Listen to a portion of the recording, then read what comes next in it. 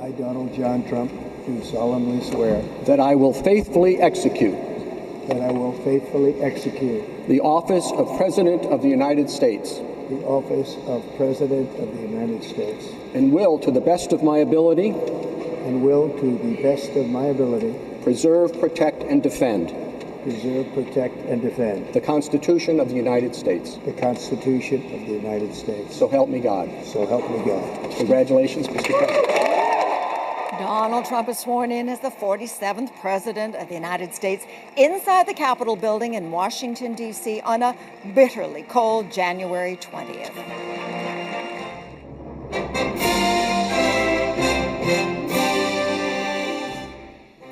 Hello, everyone, and welcome. Inauguration Day in the U.S., a peaceful transition of power from U.S. President Joe Biden to Donald Trump.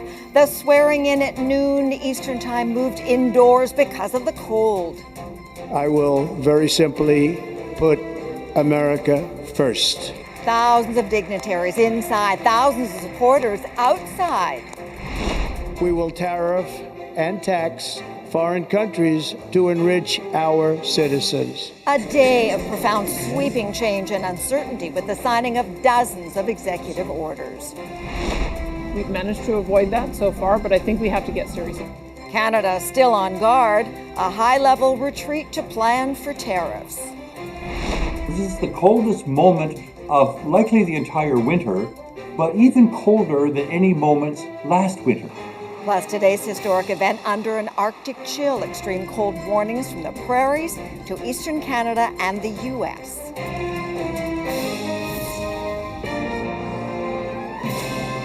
CTV National News with Sandy Ronaldo. Well, Donald J. Trump is now President of the United States for the second time. At 78, he's the oldest person to take the oath of office.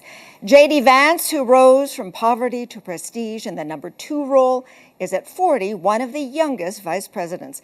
And during his inaugural address, Donald Trump pledged to sign dozens of executive orders, including the declaration of a national emergency at the southern border, a national energy emergency, the overhaul of the trade system with tariffs and taxes on foreign countries, but it is not effective today, and the establishment of an external revenue service to collect those levies. CTV's Washington Bureau Chief Joy Malbon is in her element. Okay, Joy, take us through those highlights and more. Hey, Sandy, the streets are pretty quiet on this frigid day as the events were moved inside. Donald Trump promising a blitz of executive orders that will reshape America. Ladies and gentlemen, the President-elect of the United States. Emboldened and empowered, Donald Trump is back in the White House. I, Donald John Trump, do solemnly swear. In front of a crowd of hundreds inside the rotunda of Capitol Hill, Trump was sworn in as America's 47th president, promising the dawn of a new golden age in the same Capitol that was attacked 4 years ago by Trump supporters. For American citizens, January 20th, 2025 is Liberation Day. Framing his second term as divine destiny. Just a few months ago in a beautiful Pennsylvania field, an assassin's bullet ripped through my ear. But I felt then, and believe even more so now, that my life was saved for a reason. I was saved by God to make America great again. Trump is promising massive changes on day one, including executive orders to declare national emergencies, dealing with the migrant crisis on the southern border, increasing oil and gas drilling. We will drill, baby, drill. And overhauling America's trade, including tariffs on foreign countries. Instead of taxing our citizens to enrich other countries, we will tariff and tax foreign countries to enrich our citizens. But as Trump promised to enrich Americans, it was the richest who were front and center. America,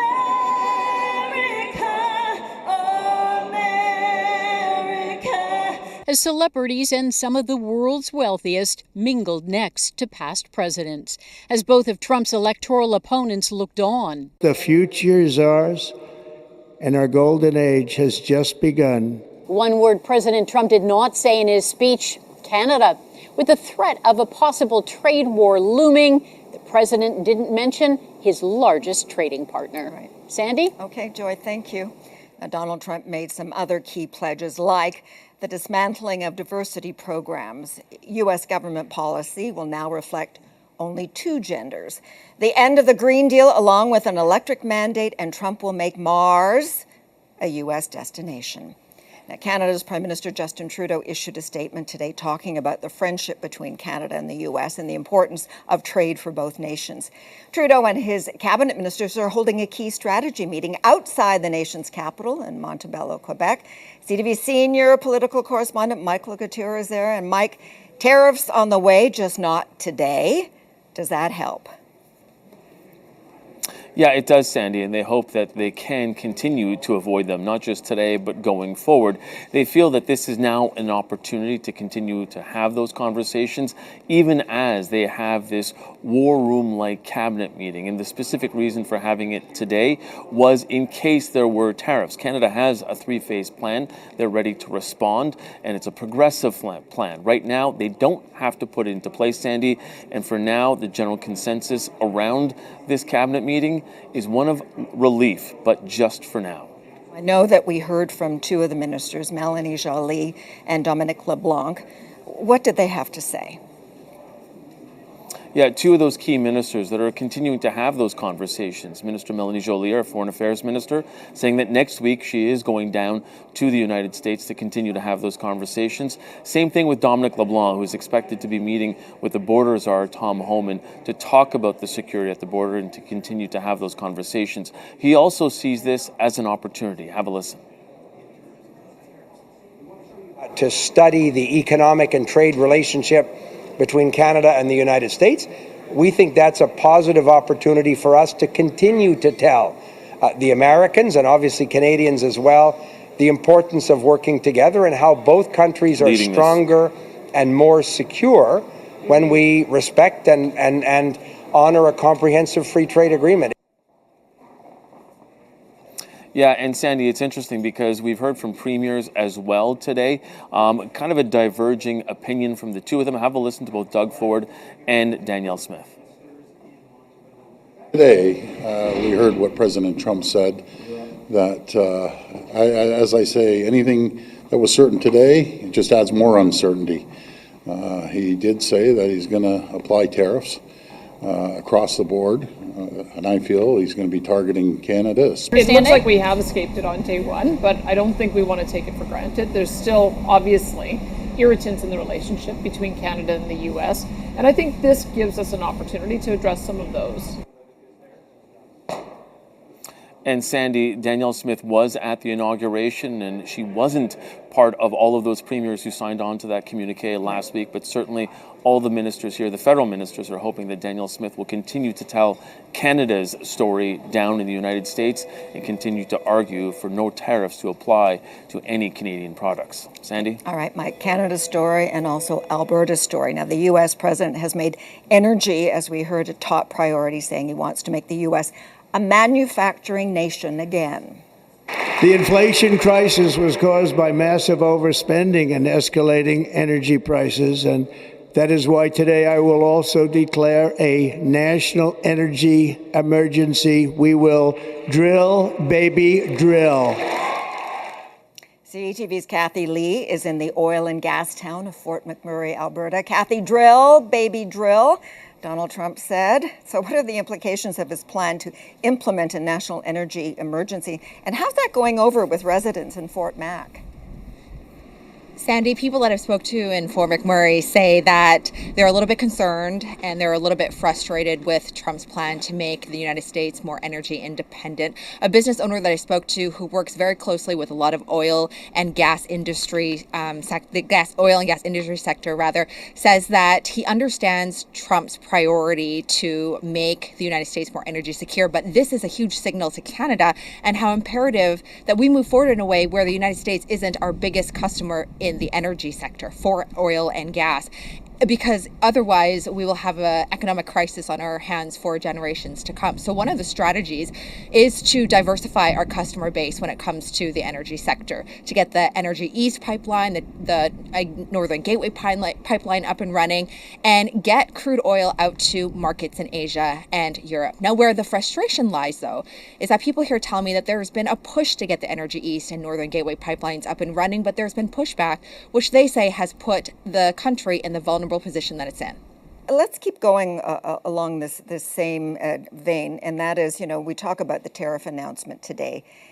The fact that no tariffs will go into effect today doesn't mean that it's off the table. And the Canadian Chamber of Commerce says that this gives their organization time to breathe.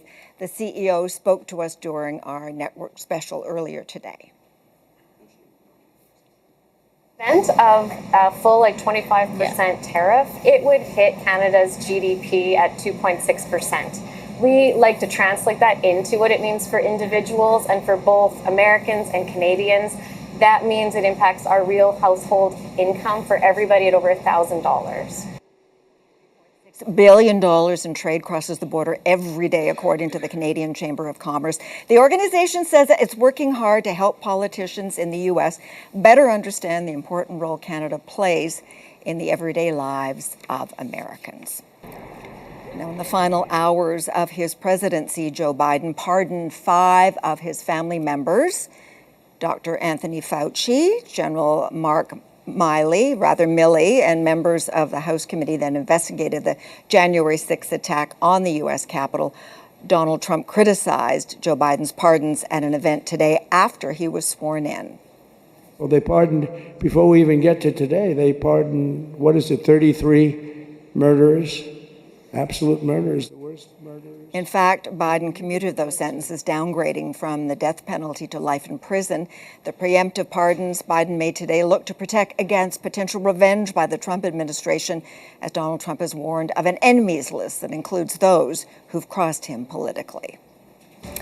Coming up after the break, we'll continue with our coverage of this historic day in U.S. politics. America's decline is over. And also ahead,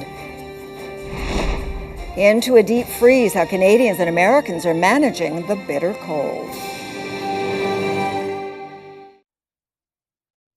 Just a few months ago, in a beautiful Pennsylvania field, an assassin's bullet ripped through my ear. But I felt then, and believe even more so now, that my life was saved for a reason. I was saved by God to make America great again. Okay, we're going to be dipping in and out of some of Donald Trump's comments at his inaugural speech today. Let's go back to tariffs and the threat posed by a number of them, including energy, steel, dairy. CTV Geneviève Beauchemin, we've managed to connect with you again. We've managed to do this, Geneviève. Now you're not far from the U.S. border. Talk to us about what dairy farmers are telling you.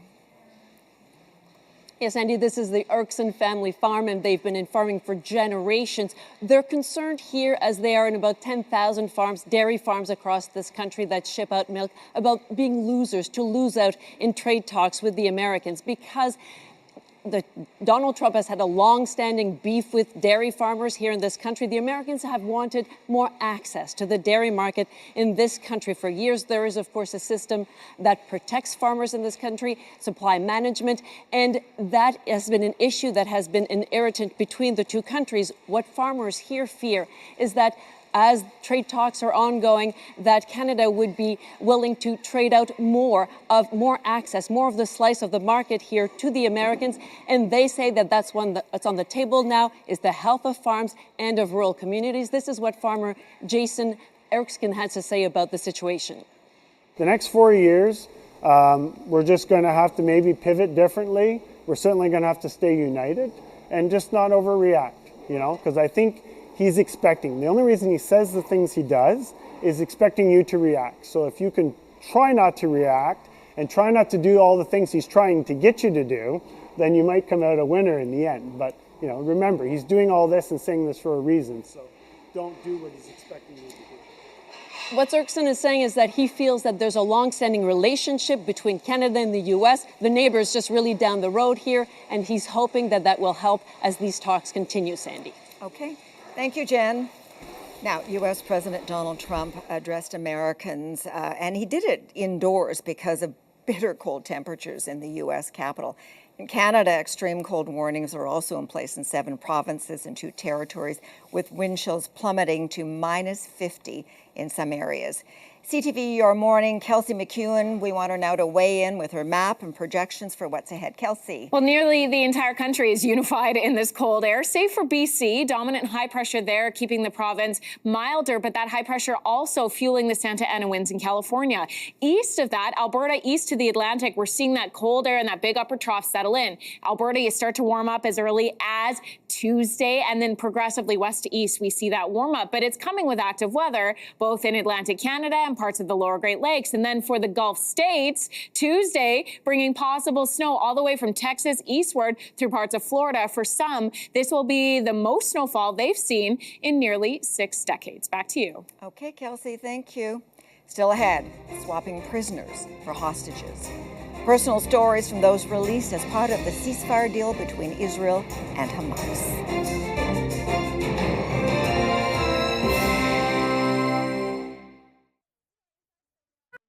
My proudest legacy will be that of a peacemaker and unifier. That's what I want to be, a peacemaker and a unifier. I'm pleased to say that as of yesterday, one day before I assumed office, the hostages in the Middle East are coming back home to their families. Donald Trump painting himself as the one who helped make a ceasefire between Israel and Hamas a reality, and that ceasefire appears to be holding. Yesterday, 3 Israeli hostages went home. Today, thousands of Gazans returned to the ruins of their homes, and dozens of Palestinian prisoners were reunited with family. CTV's Heather Wright is in the West Bank and spoke to some Palestinians released under the deal. This is the first time Amal Shujaiya has hugged her family in 7 months. The 21-year-old university student was arrested in June and charged with provocation. Her crime, she says, was being part of student government and criticizing the war in Gaza. Police came to my house at 3 in the morning, she says, put me in handcuffs and took me away. Amal is one of 90 Palestinians freed from jail today, part of the ceasefire deal between Israel and Hamas that will see Israeli hostages released in exchange for Palestinian prisoners. Of the 90 people released early this morning, 69 are women, 21 teenage boys, some just 12 years old. Their release came hours after Romy Gonen, Doron Steinbrecher, and Emily Damari were freed after being abducted by Hamas 15 months ago. Some have criticized the lopsided exchange, with 33 hostages set to be released in the first phase of the truce in exchange for nearly 2,000 prisoners. And while some prisoners have been held for dubious reasons or minor crimes, others are convicted terrorists and murderers, not far from them, including the man who killed Maytal Ofer's father Yahya 11 years ago. I cannot hug my father anymore. I cannot feel his strong hug. Maytal says she will never forgive the men who murdered her father, but won't give in to revenge, as that won't change the cycle of violence or bring home the hostages. It didn't work. So maybe we can change it and try peace. The next hostages and prisoners will be released on Saturday, a staggered process that will play out over 6 weeks as mediators try to hash out the details to make this ceasefire permanent. Sandy. CTV's Heather Wright. After the break, some final thoughts on this memorable day. The transition of power in the atmosphere in Washington.